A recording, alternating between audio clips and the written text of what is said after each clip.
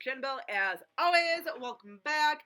So we are obviously doing another review from my horror binge extravaganza 2019. We are reviewing my number. I feel like ours is appropriate because I feel like you guys have been watching some of the same stuff as me, but whatever. But part of my binge and my number 118 movie from 1986, Haunted Honeymoon, starring Gene Wilder, Gilda Radner, and Dom DeLuise.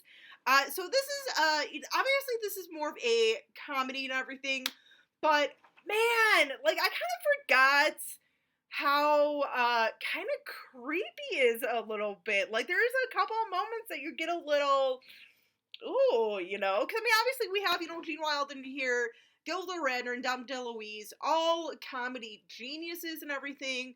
So to kind of see them in a movie like this where it is both funny and kind of like creepy, really refreshing to see, and a great classic movie. This is definitely one, even with it being kind of creepy, if you are not a horror fan, this would be perfect for you, because it's like, the creepiness is like creepiness light, it's kind of like the, like for me, I feel like I'm kind of like, Jack Daniels, whatnot. This is more of like, oh, here's a White Claw, here you go.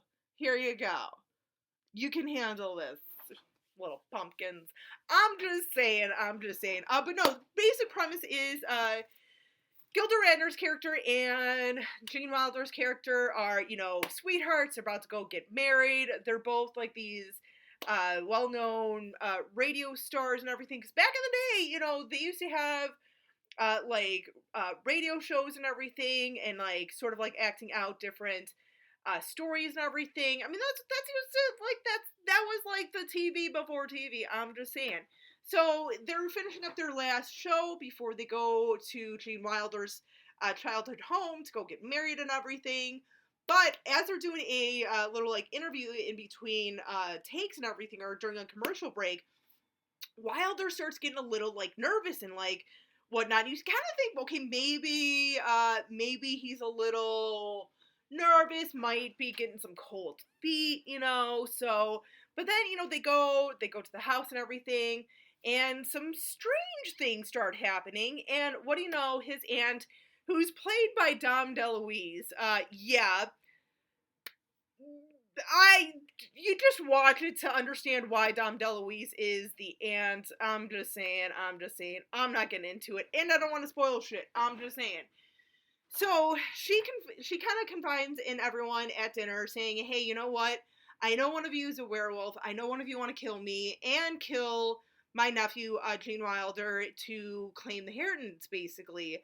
And so, yeah, right off the bat, she lets everyone know, like, I know what's going on. I know what's up.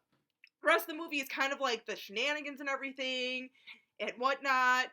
Gene Wilder being just, like, nervous as hell about being there, getting married, and this werewolf and everything.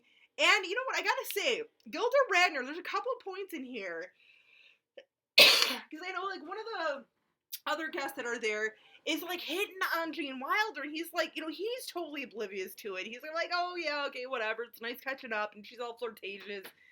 Radner, man, she's all like, no, stay away from him, he's mine. Even where, where the lady goes to her room, thinks Gilda Radner's in bed or whatever, she's like closing, comes out of her room, closing the door and everything, turns around, there's Gilda, just like, get on back in there, and lady's like, tail between her legs and everything. It's like, fucking love you, Gilda Radner, man, R.I.P., man, R.I.P.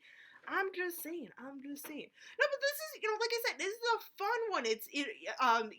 It's funny, and surprisingly, it does, have some, like, creepiness. Like, oh, like, there's one point where, like, this guy's in Gene Wilder's room, and he's all, like, deformed and everything, and, he's trying to, like, tell himself, like, okay, he's not real, so he's, like, reaching out, touch his face, so, like, and he gets, like, little sounds, squishy sounds, and you're like, oh!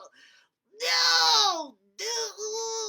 Like, ooh. I mean, it's not, like, disgusting or anything, but you're just like, oh, don't do it, oh. You kind of want to, like, scrub yourself after that scene. But no, it's fun, and it's not disgusting, like I said, it's not disgusting like Feast or Night of Something Strange or any one of these sort of movies. But it's funny, and like I said, it's equally funny and sort of scary and creepy at the same time. So it is like best of both worlds. I feel like this is one of the few times where comedy and horror really kind of work perfectly. So I'm just saying, for those of you guys who have seen this movie, let me know in the comments. Like I said, this is really good for both horror fans and non-horror fans. And I would actually say the younger kids would be able to like tolerate this. I would say about like 10 or so is what I would probably like start showing this at. So I'm just saying, but yeah, let me know you guys what you think in the comments. Till next time, as always, stay creepy, classy, and a little bit sassy.